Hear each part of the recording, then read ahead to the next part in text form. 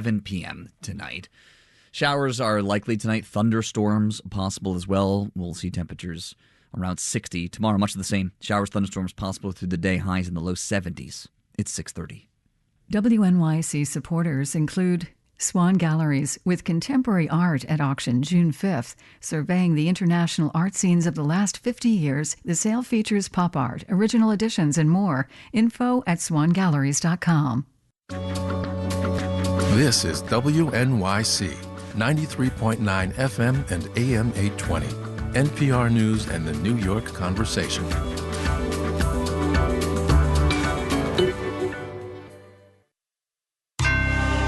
Marketplace is supported by Odoo, offering software that provides building blocks for creating a custom software suite. Odoo, what small businesses need. End of the week, almost the end of the month. Where does this economy stand anyway, huh? From American Public Media, this is Marketplace. Marketplace is supported by Yubico, makers of the YubiKey, protecting the personal and business applications and accounts people rely on every day, stopping phishing attempts and hackers in their tracks. Learn more at yubico.com. And by the Peter G. Peterson Foundation, a nonpartisan organization dedicated to raising awareness and accelerating action on America's fiscal challenges to build a brighter economic future for the next generation. Learn more at pgpf.org.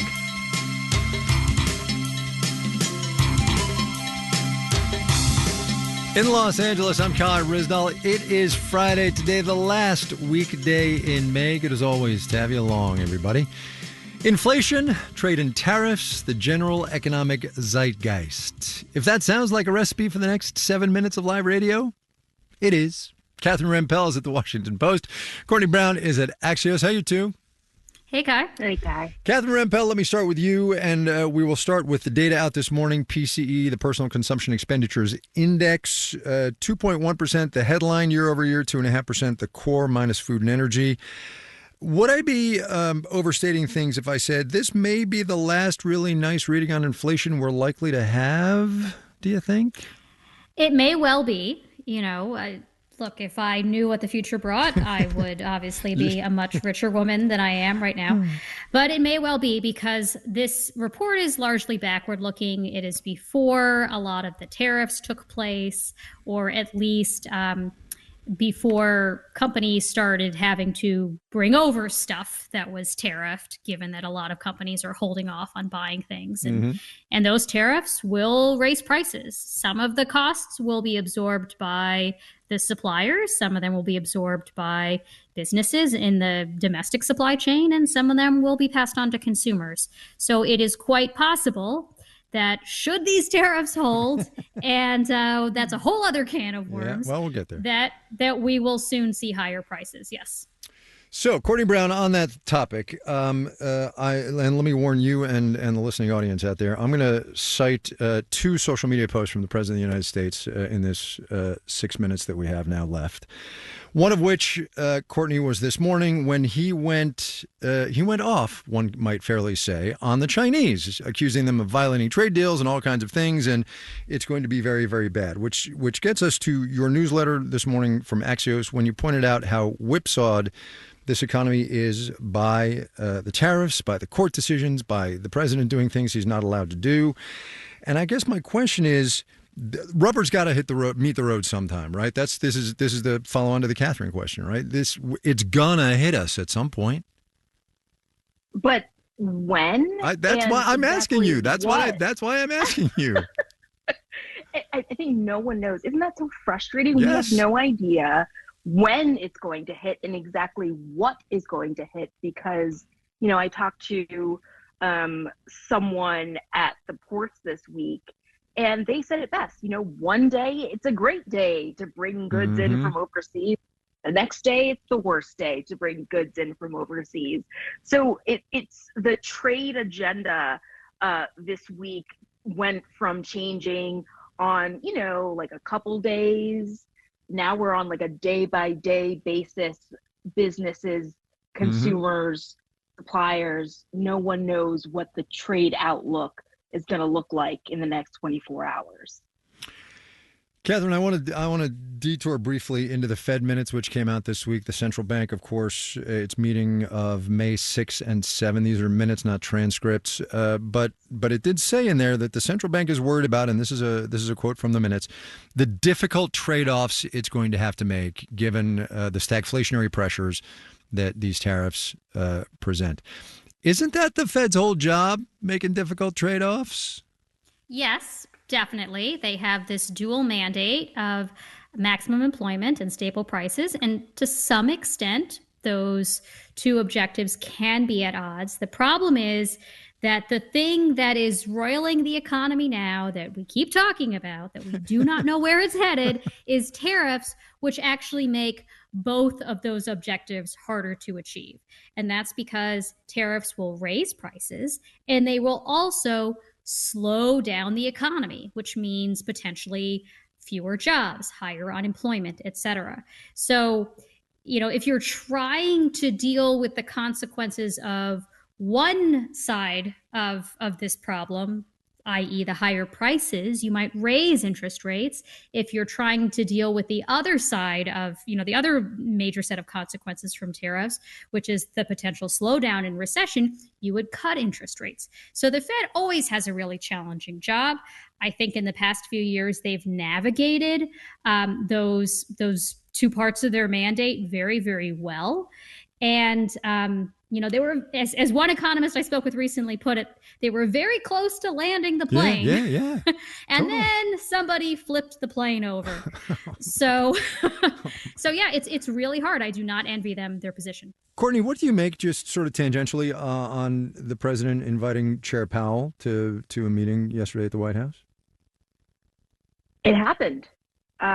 We didn't get much detail of exactly what they talked about, except for the pretty generic statement that the Federal Reserve put out. But it seems like Trump has been talking about him weekly and telling him what he thinks he should do, which is lower interest rates. That's not the Fed's position. But the two men were in a room, they had a chat, and maybe one day we'll find out exactly what was said.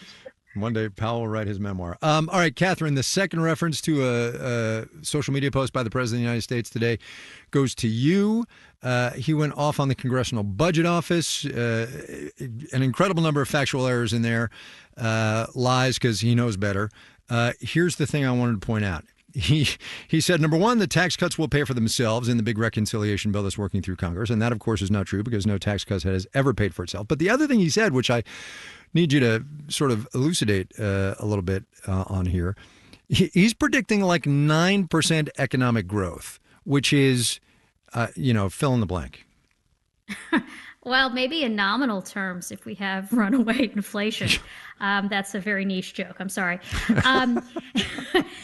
No, that's why we have you not, on for those niche jokes. I know. Look, he's been promising gangbusters growth from his agenda forever. He did this in his first term as well. He said we were going to have 6% growth, as I recall, and we did not. And there are some things that he is doing that, at least in the short run, would likely increase growth.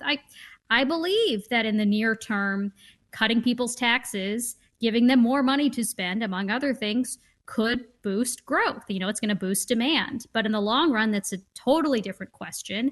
And not only the CBO, but the Yale Budget Lab, Penn Wharton Budget Model, like every independent budget referee you can find out there says, no, even if there's a little bit of extra growth, there's no way that this bill will pay for itself. It will add a lot more to deficits, and that will cause problems for other reasons too, much later.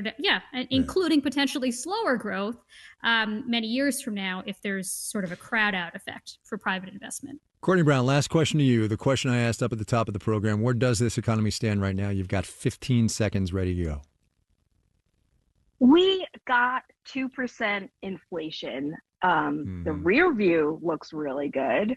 The road ahead looks treacherous. It's like we seem to have dug these potholes that the car is about to hit. That's how I would sum up the economy right now. Nicely done. Courtney Brown at Axios on a Friday afternoon. Catherine Rampell at the Washington Post. Thanks, you two. Thanks, Kai. Thanks, Kai. Have a nice weekend. Wall Street to end the week.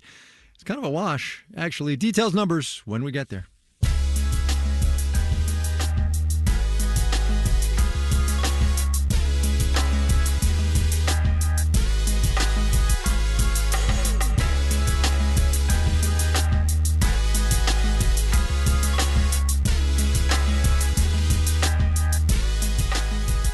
The thing about inflation, just thinking about that PCE reading we got this morning, is that rising prices affect everybody in this economy. But inflation is regressive. It hurts those on the lower end of the income spectrum harder. Families with smaller budgets. They've got less room to absorb higher rents and more expensive food and everything else. Marketplace's Kristen Schwab has been working on a series for us. It's called Lived Economies, about how Americans are getting by, how they understand where they are in this economy right now, and how they feel about it. Today, parents in St. Paul, Minnesota, who are taking their economy day by day. Here's Kristen. Julie Yang and Daniel Tao only live a block away from the playground, but they drove the minivan to get here on this windy day because it's just easier with all the kids. They park and the little ones toddle out, Happy Meals in tow. What's his name?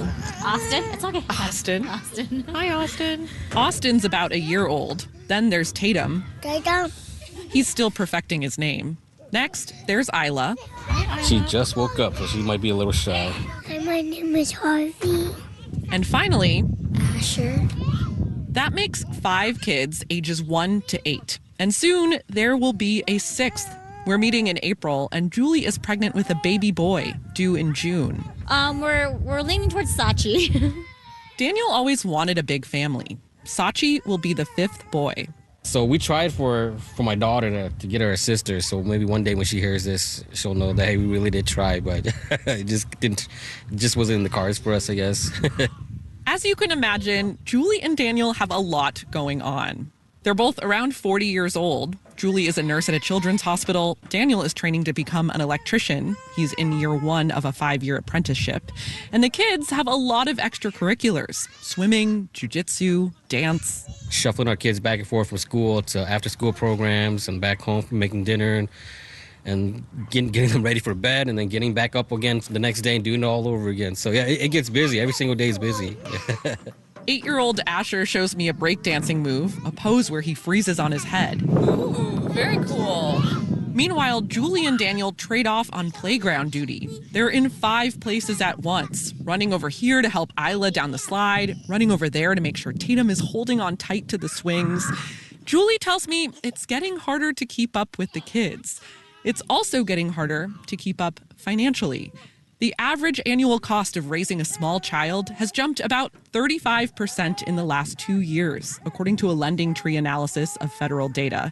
And remember, Julie and Daniel have a 6th kid on the way. When we just had the 1 or 2, we were doing pretty good. And now it's like, okay, now we got to budget a little bit more, tell the kids no probably more often. No, we can't buy that new toy right now. No, each kid can't demand a different meal at dinner. Everybody's like, well, I wanted this, I wanted that. It's like, and then you cook it. Sometimes they're like, oh, I changed my mind. So it's like, now we wasted food and that's money. Isla doesn't like meat. Asher doesn't like vegetables. And everyone is eating more as they grow, especially the boys. They're drinking so much milk that, even though we go to Costco to get it, it's like $24, $25 a week.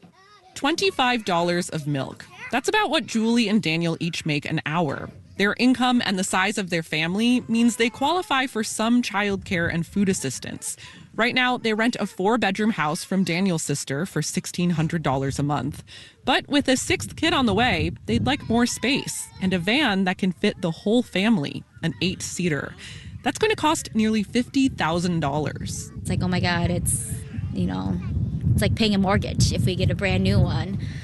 I hate to make the discussion all about the kids, but I feel like they're really the center of your lives. They are right now. That's why I think a lot of our friends don't get that, because we're always like, oh yeah, the kids this, the kids that. And they're like, what? I'm like, that's my life. Like, I'll drop them off and I forget that I'm still listening to Coco Melon and I'm singing along. I'm like, oh my God, I'm in the car alone. Why am I still listening to this and singing this? It's just like mom goes to the bathroom, all four of them comes, and it's like a meeting in the bathroom, Daniel and Julie say they didn't worry so much about the financial side of raising kids when they started their family, because that was nearly a decade ago when the world was different. Between COVID and inflation, the economy they knew before is not like the economy that exists now. Like the cost of living just keeps going up. Of course, she knew expenses would increase, but she never thought they'd skyrocket quite so much between kid number 1 and kid number 6. In the last decade, prices have gone up nearly 30%, according to the Personal Consumption Expenditures Index. I feel like the more I think about it, the more depressing it gets for me, just because I have so many kids too. I'm just going it by day right now. Sometimes hour by hour, which brings us to the end of playground time. Just like that, it's time to load up the van. Julie and Daniel need to head to Costco before dinner for another gallon or 2 of milk. In St. Paul Park, Minnesota, I'm Kristen Schwab for Marketplace.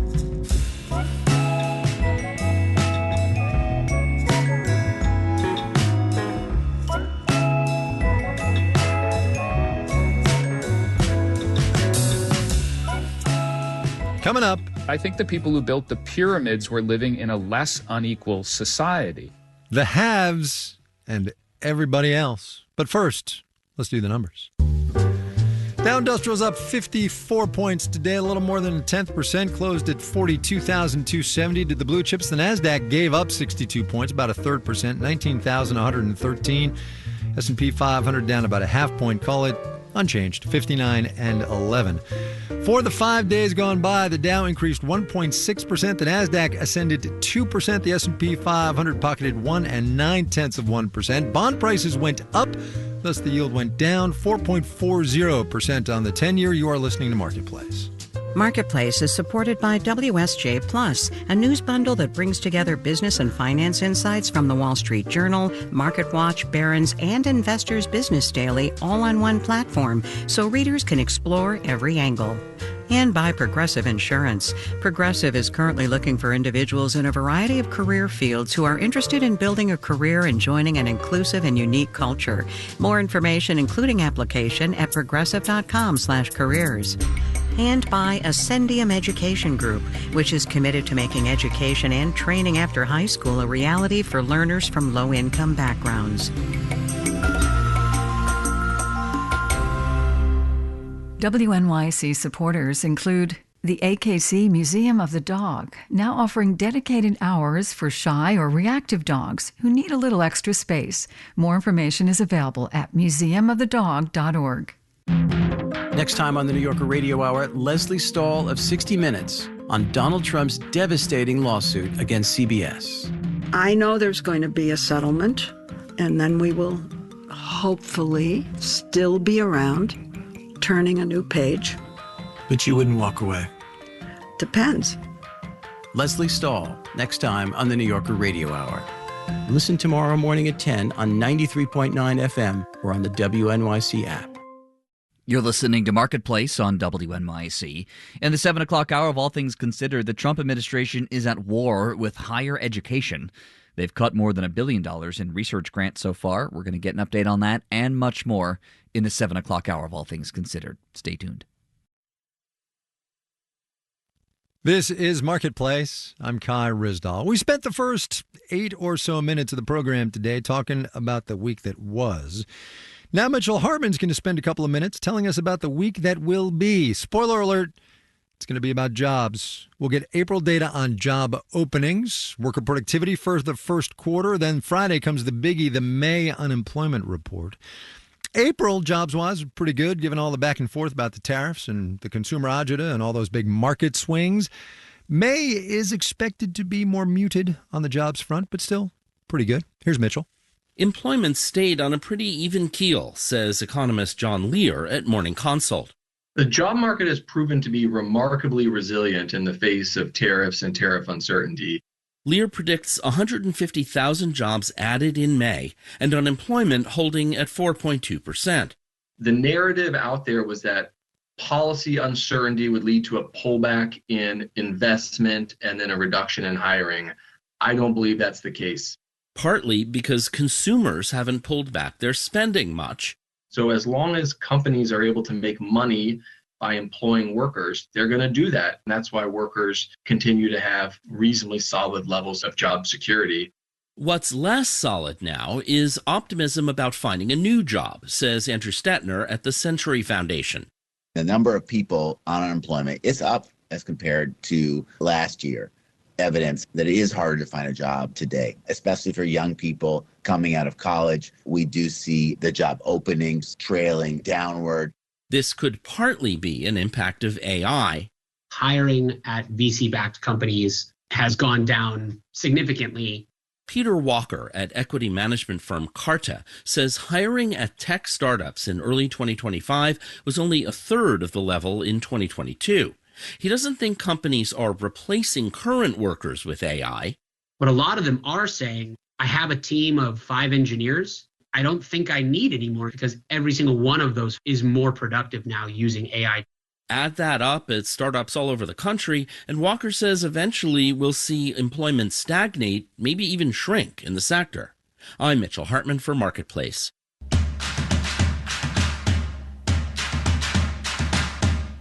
According to Forbes, their annual billionaires list, there are 3,028 said billionaires on planet Earth, nearly a third of whom are in the United States. And over the past decade or so, 2016 to 2024 specifically, the wealth held by America's billionaires has more than doubled. And yet, even though most of us can name a handful of them, Bezos, Zuckerberg, Musk, and Buffett, most of them are a mystery, which, when one considers how much power and influence they have, well, you see where that goes. Evan Osnos, a staff writer at The New Yorker, spent a good part of the past decade studying that slice of the American population. And the essays he wrote have come together in his new book. It's called The Haves and the Have-Yachts, Dispatches on the Ultra-Rich. And when we spoke, I started by asking him about this moment that we find ourselves in. You write in the introduction, in the preface to this book, as I worked on this book, you write, it was sometimes tempting to wonder if America was approaching the point of untenable imbalance. Kind of seems like we are. It does feel that way. I have to say the disparities today are really historic. And in fact, if you talk to scholars who study inequality way back, I mean, back to the Neolithic period, they said to me, as one archaeologist did, he said, I think the people who built the pyramids were living in a less unequal society. And he said, this wealth has accumulated so fast that we haven't really had time for our law and our institutions and our minds really to adapt to it.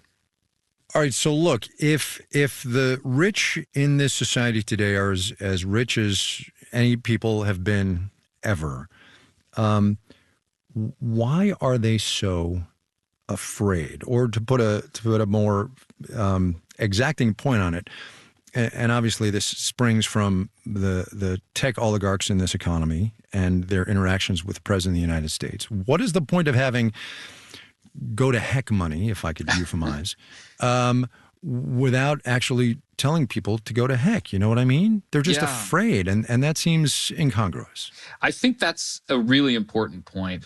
There's a way in which, as the divide in a society gets so large, that people begin to feel as if they can't afford not to end up on the winning side. And so they often will take steps to, in effect, ensure that the winners keep winning, rather than figure out, is there a way that I can take this accumulated advantage and maybe actually diffuse some of the tension? And, you know, the history on this is important. There was a time in America, about 100 years ago, in fact, when some of the most powerful capitalists in the country began to look around and said, you know, the disparities have gotten so large that if we don't figure out a way to begin to ensure that some of the winnings are more evenly distributed, that we could actually lose the whole operation. Capitalism itself could be in doubt. And that really was a crucial turning point. You had people first like Teddy Roosevelt and then ultimately like Franklin Roosevelt, who said our goal here is to make the country sustainable. And that was part of a process of avoiding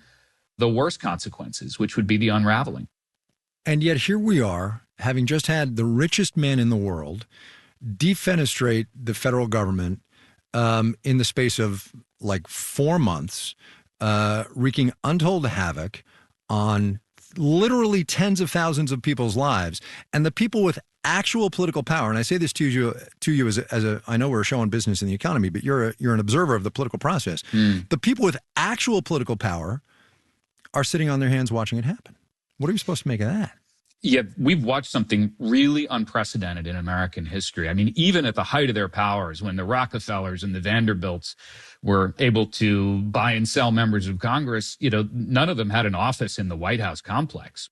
So what we've got today is a culmination of a generation of the accumulation of financial power in our politics that means that members of Congress, and look, you just have to call it what it is. The Republican Party today is flat on its back. It's supine in the face of what Trump and Musk did over the course of this joint venture. Nobody was objecting. But this is where you're also beginning to see that the public on a deep level is registering the fact that it is offended by this. I mean, the fact that Elon Musk's sales of Tesla dropped 71%, that is a sign of this underlying discomfort that Americans have with this kind of wholesale control of politics by the richest man in the world. So having spent years now on this, as you say, a field guide to the ultra-rich, and having obviously thought it through as you assembled these dispatches into a book, are you left hopeful or wanting about the future of the wealth gap is too easy, but about the dichotomy in this economy between those who have so much and the very larger part that have substantially less, and then what that means for the future of our political experiment? I'll tell you, I am concerned, but I'm also optimistic. And there's a really specific reason why, which is that you're beginning to see that Americans are noticing this reality. And I think what's becoming clear to people is that it's not about giving up on the aspiration to prosper and succeed in this country. It's about clearly recognizing who and what is standing in the way of actually succeeding. And I think some of the civil society outpouring of concern that we've seen just over the last 4 or 5 months during the Musk era in Washington, if we can call it that, the protests, for instance, in Washington that were 5 times what the projections were beforehand, that is a sign that America historically has a way of finding its way back to a more sustainable path. But it takes a time and it takes sustained commitment on the part of the public.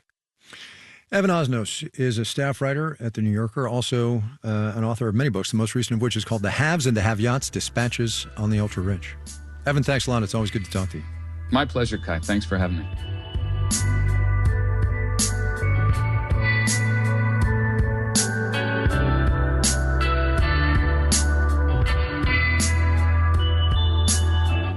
Marketplace is supported by Mercury. Mercury offers banking and financial software to help businesses send money, create invoices, pay bills, and more, all in one place. Learn more at mercury.com.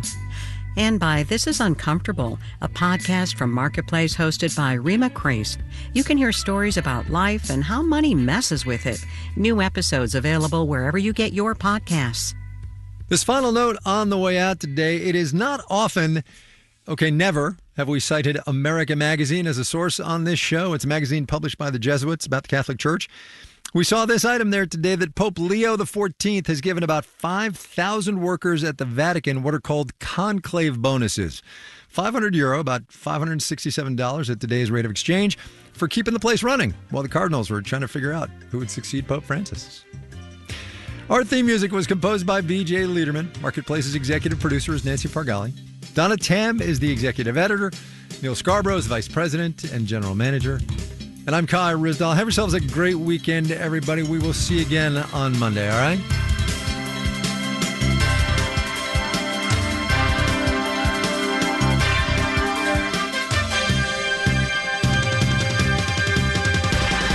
This is APN. Support for WNYC